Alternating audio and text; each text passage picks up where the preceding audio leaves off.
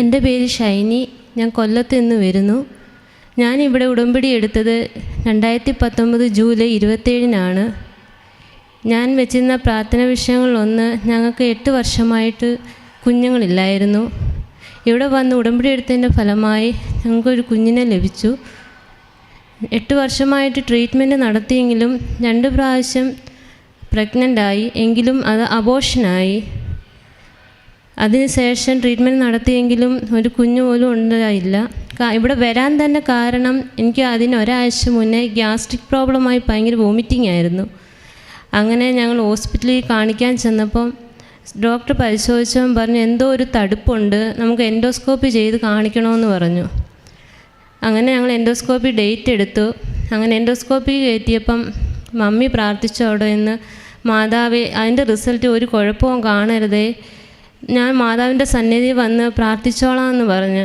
അതിനുശേഷം റിസൾട്ട് വന്നപ്പം എല്ലാം നോർമലായിരുന്നു. അങ്ങനെയാണ് ഞങ്ങളിവിടെ വന്ന് ഉടമ്പടി എടുത്തത്. അങ്ങനെ ഞങ്ങൾ ജൂലൈ 27-ന് വന്ന് ഉടമ്പടി എടുത്ത് ഓഗസ്റ്റ് 1 മൺഡേ ആണ് പിന്നെ ഞങ്ങളിവിടെ പ്രേയറിന് വരുന്നത്. പ്രേയറിന് ബസ്സിൽ ഇങ്ങോട്ട് വന്നപ്പോഴാണ് ഭർത്താവ് എന്നെ വിളിച്ചത്. ഇങ്ങനെ പറഞ്ഞു, ഒരു 15 ദിവസത്തേക്ക് എനിക്ക് നാട്ടിൽ ലീവിന് വരണമെന്ന് തോന്നുന്നെന്ന്. സാധാരണ ഹസ്ബൻഡ് 1 ഇയറിലാണ് ലീവിന് വരുന്നത്.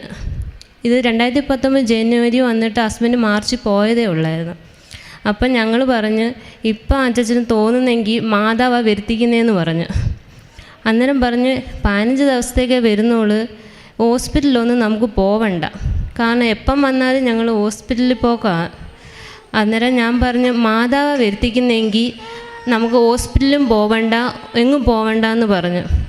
അങ്ങനെ ഹസ്ബൻഡ് ലീവ് എടുക്കാമെന്ന് പറഞ്ഞു. പക്ഷേ ഓണത്തിൻ്റെ സീസൺ ആയതുകൊണ്ട് പെട്ടെന്ന് ലീവ് ചോദിച്ചാൽ കിട്ടുമോ എന്നുള്ളത് അറിയത്തില്ല, എന്നെങ്കിലും ശ്രമിക്കാമെന്ന് പറഞ്ഞു.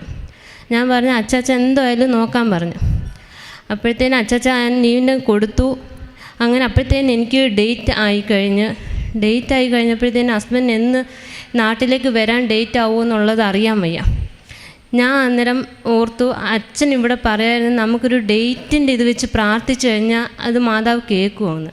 അങ്ങനെ ട്രീറ്റ്മെൻറ്റ് നടത്തുന്ന സമയത്ത് എനിക്ക് ഈ ഓവുലേഷൻ ഡേറ്റ് 15ഉം 16ഉം തീയതികളിലാണ് ഇഞ്ചക്ഷൻ എടുത്താൽ ഓവുലേഷൻ നടക്കുന്നത്. ഞാൻ അങ്ങനെ മാതാവിനോട് പറഞ്ഞു, മാതാവേ എൻ്റെ അറിവിൽ 15ഉം 16ഉമാണ് ഓവുലേഷൻ നടക്കുന്നത്, എൻ്റെ മാതാവിന് സാധിക്കാത്തത് ഒന്നുമില്ല എന്ന് ഞാൻ വിശ്വസിക്കുന്നു. എങ്കിൽ മാതാവ് അതനുസരിച്ച് എൻ്റെ ഹസ്ബൻഡിന് ടിക്കറ്റ് എടുക്കാനുള്ള തീയതി കൊടുക്കണമെന്ന് പറഞ്ഞു.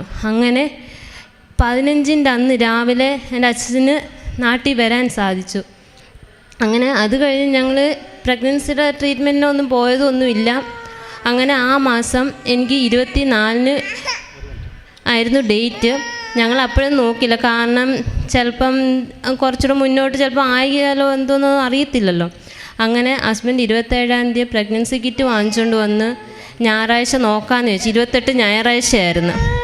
അങ്ങനെ ഞാൻ ഉറങ്ങുമ്പോൾ അന്ന് വെളുപ്പിനെ 4:30 അന്നേരം പെട്ടെന്ന് ഞാൻ ഇവിടുത്തെ പഴയ മാതാവിൻ്റെ പേടകമാണ് എനിക്ക് സ്വപ്നത്തിൽ വന്നത്. ആ പേടകത്തിൻ്റെ അവിടെ ഒരു പ്രഗ്നൻസി കിറ്റ് 2 ലൈനും കാണിച്ച് അതിൻ്റെ അപ്പുറത്ത് 4:30 ടൈമും കാണിച്ച്. ഞാൻ പെട്ടെന്ന് ചാടി എഴുന്നേറ്റ് നോക്കിയപ്പം സ്വപ്നം കണ്ടതാണ്. ഞാൻ വെച്ച് ദൈവമേ സ്വപ്നം കണ്ടതാണോ ഉള്ളതാണോ. ഞാൻ കിടന്നെങ്കിൽ എനിക്ക് ഉറക്കം വന്നില്ല. ഞാൻ അങ്ങനെ ഒരു വിധത്തിൽ 5 മണിയാക്കി. 5 മണിക്ക് എഴുന്നേറ്റ് ടൈം നോക്കി 5 മണി. അങ്ങനെ പോയി ടെസ്റ്റ് ചെയ്ത് നോക്കിയപ്പം പോസിറ്റീവായിരുന്നു റിസൾട്ട്. അമ്മ മാതാവ് ഞങ്ങൾ ഒട്ടും പ്രതീക്ഷിച്ചല്ല. എല്ലാം അമ്മ 100% അമ്മ മാതാവാണ് പ്രവർത്തിച്ചത്. പിന്നെ അത് കഴിഞ്ഞ് 3 മാസമായപ്പം ചെറിയൊരു സ്പോട്ടിങ്ങിൻ്റെ ഇതുപോലെ വന്നായിരുന്നു. പക്ഷേ ഞാനത് മാതാവിൻ്റെ ഓട് പ്രാർത്ഥിച്ച്, മാതാവേ ഈ കുഞ്ഞിനെ നീ തന്നതാണെങ്കിൽ നീ എന്നിൽ നിന്ന് എടുത്തുകൊണ്ട് പോകരുതെന്ന് പ്രാർത്ഥിച്ച് മാതാവിനോട്. അഥവാ തിരിച്ചെടുക്കുമെന്ന് എന്നെയും കൂടി എടുത്തോണേന്ന് ഞാൻ പ്രാർത്ഥിച്ചു. മാതാവിനോട് പ്രാർത്ഥിച്ച് ഞാൻ ഡോക്ടറെ വിളിച്ചു. പെട്ടെന്ന് സ്കാൻ ചെയ്ത് നോക്കാമെന്ന് പറഞ്ഞു. അങ്ങനെ സ്കാൻ ചെയ്ത് നോക്കിയപ്പോൾ അമ്മ മാതാവിൻ്റെ കാരുണ്യം കൊണ്ട് ഒരു കുഴപ്പമില്ല എന്ന് പറഞ്ഞു. അത് കഴിഞ്ഞ് ഞങ്ങൾ 5 മാസമായപ്പം വീണ്ടും ചെക്കപ്പിന് പോയപ്പം ഹാർട്ടിന് ചെറിയൊരു പ്രോബ്ലം ഉണ്ടെന്ന് തോന്നുന്നു. അങ്ങനെ സ്കാൻ ചെയ്തപ്പോൾ കുഞ്ഞ് ചരിയുന്നില്ല എന്നൊക്കെ പറഞ്ഞ് ഭയങ്കര ടെൻഷനായിരുന്നു. അങ്ങനെ ഞങ്ങൾ മാതാവിനോട് വീണ്ടും പ്രാർത്ഥിച്ചു, മാതാവേ നീ തൊട്ട് സൗഖ്യമാക്കണേന്ന് പ്രാർത്ഥിച്ചു. എന്നുമല്ല അമ്മ മാതാവിൻ്റെ ഈശോയുടെയും കാരുണ്യം കൊണ്ട് ഒരു പൊന്നുമോളെ ഞങ്ങൾക്ക് ഇപ്പോൾ തന്നു. ഇപ്പോൾ 1 വയസ്സും 2 മാസവും ആയി കുഞ്ഞിന്. കരങ്ങളടിച്ച് നമുക്ക് കർത്താവിനെ മഹത്വപ്പെടുത്താൻ വലിയൊരു സാക്ഷ്യമാണ് കൊല്ലത്ത് വന്ന ഷൈനി എന്ന സഹോദരിയും ഹസ്ബൻഡും നമ്മളുമായിട്ട് പങ്കുവെച്ചത്. കൃപാസനത്തിലോട്ട് കടന്നു വന്ന് ഉടമ്പടി എടുത്ത് പ്രാർത്ഥന ഫലമായിട്ട് 8 വർഷമായിട്ട് കുഞ്ഞുങ്ങളുണ്ടായിരുന്നില്ല. ട്രീറ്റ്മെൻറ്റ് ചെയ്തെങ്കിലും അബോർഷനായിട്ട് പോകുമായിരുന്നു. 2 തവണ അബോർഷനായി പോയിട്ടുണ്ട്. അപ്പോൾ കൃപാസനത്തിലോട്ട് വന്ന് ഉടമ്പടി എടുത്ത് പ്രാർത്ഥിച്ചപ്പോൾ സംഭവിച്ചതാണ്. സമയ സന്ദർഭങ്ങളുടെ മേൽ മധ്യസ്ഥ സ്വാധീനമുള്ള പരിശുദ്ധ അമ്മയുടെ വലിയ ഇടപെടലുണ്ടായി. കാരണം ഈ മകളുടെ ഹസ്ബൻഡിന് ലീവ് 1 വർഷം കൂടുമ്പോഴേക്കാണ് വന്നത്. പെട്ടെന്ന് പരിശുദ്ധ അമ്മ തന്നെയാണ് അത് തോന്നിച്ചതെന്നാണ് പറഞ്ഞത്. പെട്ടെന്ന് ലീവിന് നാട്ടിൽ വരികയും അങ്ങനെ ഈ മകൾക്ക് സ്വപ്നത്തിൽ പരിശുദ്ധ അമ്മ നമ്മുടെ പണ്ടത്തെ ബുക്കിലുള്ള ആ മാതാവ് വാഗ്ദാന പേടകമായ പരിശുദ്ധ അമ്മയുടെ ഒരു രൂപം ആ പുസ്തകത്തിലുള്ള ആ മാതാവിനെ സ്വപ്നം കാണുകയും മാതാവ് തന്നെ അതിൻ്റെ നടുക്ക് ടൈമും 4:30 എന്ന ടൈമും അതുപോലെ തന്നെ പ്രഗ്നൻസിയുടെ അതും കണ്ടു എന്നാണ് പറഞ്ഞത് സ്വപ്നത്തിൽ കിറ്റ്.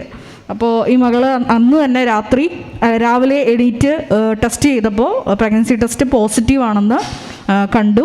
തുടർന്ന് ഒത്തിരിയേറെ ബുദ്ധിമുട്ടുകളുണ്ടായിട്ടും 3-ാം മാസം സ്പോട്ടിങ് വന്നു. അപ്പോൾ അബോർഷന് ഹൈ റിസ്ക് ആണ്.